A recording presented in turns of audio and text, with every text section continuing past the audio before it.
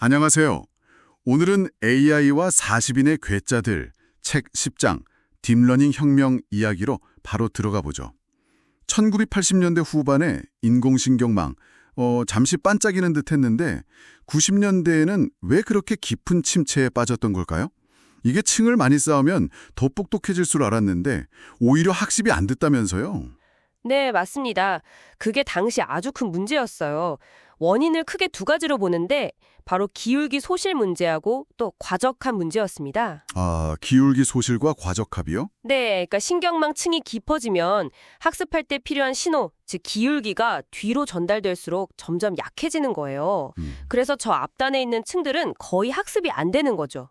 뭐랄까, 신호가 가다가 사라져버리는 느낌?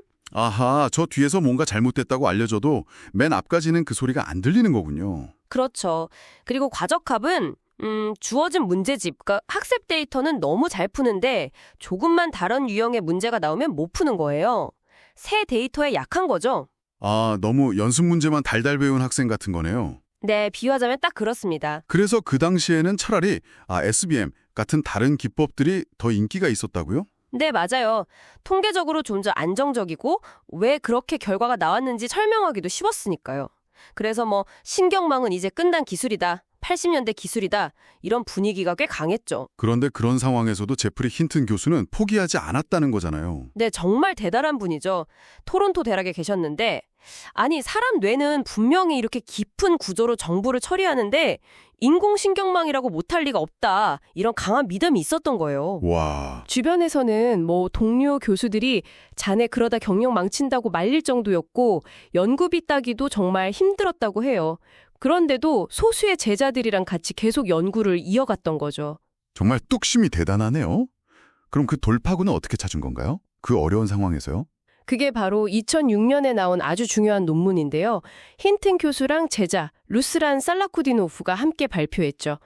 핵심 아이디어는 기존 방식, 그러니까 전체 네트워크를 한 번에 싹 다 학습시키는 걸 버린 거예요. 아, 한 번에 하는 게 아니고요? 네, 대신에 두 단계로 나눴습니다. 바로 층별 사전학습이랑 미세 조정이에요. 층별 사전학습 그리고 미세 조정. 좀 더 설명해 주시겠어요? 네, 첫 번째 단계인 사전학습이 정말 혁신적이었는데요. 이건 각 층을 일단 따로따로 그리고 순서대로 학습시키는 거예요. 근데 중요한 건 이때 정답을 알려주지 않아요. 정답 없이요? 그럼 뭘 배우죠? 데이터 자체의 특징이나 패턴을 스스로 파악하게 하는 거죠. 이걸 비지도 학습이라고 하는데요. 예를 들어 이미지 데이터가 있다면 첫 번째 층에서는 선이나 점 같은 아주 기본적인 요소를 파악하고 그 다음 층에서는 그걸 조합해서 눈, 코, 입 같은 좀 더 복잡한 형태를 인식하고 또 그 다음 층에서는 이런 부분들을 모아서 얼굴 전체의 윤곽을 파악하는 식으로 단계적으로 정보의 추상화 수준을 높여가는 겁니다. 아, 그러니까 일단 데이터 자체를 좀 이해하는 시간을 갖는 거군요. 기초공사처럼? 네, 정확합니다. 비지도 학습으로 각 층의 데이터의 구조를 어느 정도 파악하게 먼저 만드는 거죠. 이게 기반이 되는 거예요. 그럼 그 다음 단계인 미세 조정은 뭔가요? 자, 이렇게 각 층이 어느 정도 예비학습이 되면 이제 전체 네트워크를 하나로 합쳐서 우리가 원래 풀려고 했던 문제 있죠. 예를 들어 이 이미지가 고양이 사진이다 아니다 같은 분류 문제예요. 그 정답 데이터를 이용해서 전체 가중치를 세밀하게 다시 한번 조정하는 거예요. 이건 지도학습 방식이죠. 최종 목표에 맞게 전체를 다듬는 과정이라고 보시면 됩니다. 와, 그러니까 일단 각자 공부하고 사전학습, 그다음에 다 같이 모여서 최종 목표에 맞춰서 다시 한번 정리하는 미세 조정 방식이네요. 네, 맞습니다. 이 접근법 덕분에 이전에는 학습이 거의 불가능했던 6층, 7층, 심지어 8층 깊이의 신경망도 성공적으로 학습시킬 수 있게 됐어요. 고질적인 문제였던 그 기울기 소실 문제도 상당히 완화가 됐고요. 이게 정말 획기적인 발상의 전환이었네요. 그래서 이 방법으로 MS-INST 손글씨 인식률에서 당시의 최고 성능을 기록했다면서요?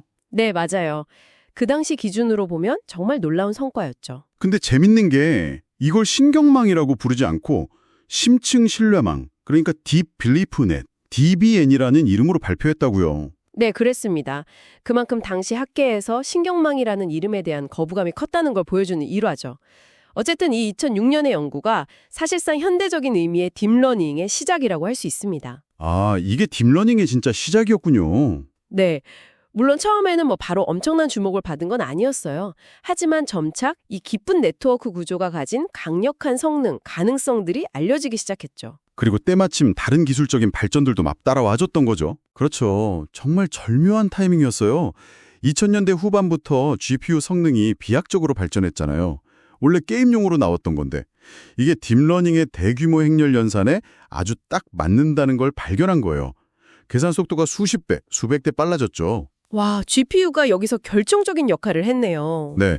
그리고 인터넷이랑 스마트폰이 보급되면서 엄청난 양의 데이터, 바로 빅데이터가 생겨났고요. 학습할 재료가 풍부해진 거죠. 데이터도 많아지고. 네.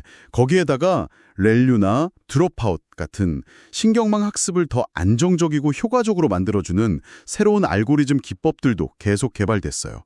또 연구자들이 서로 코드를 공유하고 공유하는 오픈소스 문화가 확산된 것도 큰 힘이 됐습니다. 와, 정말 여러 조건들이 딱 맞아떨어졌네요. 힌튼 교수의 끈기와 그 발상 전환에다가 GPU, 빅데이터, 알고리즘 발전, 오픈소스까지. 이렇게 해서 기계가 드디어 스스로 패턴을 보는 법을 배우기 시작한 거군요. 정말 대단합니다. 근데 이미지를 보는 것과 우리 인간의 언어를 이해하는 건 또 다른 차원의 문제일 것 같아요. 아, 네. 정확히 보셨습니다. 그게 또 다음 단계의 큰 도전이었죠. 오늘 이야기 나눈 이 딥러닝의 기본 원리가 어떻게 더 발전하고 변형되어서 오늘날 우리가 많이 이야기하는 GPT 같은 거대 언어 모델, 소위 생성형 AI로 이어지게 되는 걸까요? 그 흥미진진한 발전 과정은 앞으로 계속해서 탐구해 볼 만한 주제입니다. 네, 정말 기대되네요. 그리고 어쩌면 오늘 저희가 이야기 나눈 이 사전학습과 미세조정이라는 원리 있잖아요. 이걸 여러분께서 뭔가 새로운 걸 배우실 때 한번 적용해 보시는 건 어떨까 싶어요. 너무 어려운 목표를 한 번에 다 하려고 하기보다는 일단 기초적인 부분부터 차근차근 익히고 사전학습, 그 다음에 최종 목표에 맞춰서 다듬어가는 미세조정, 그런 방식으로요.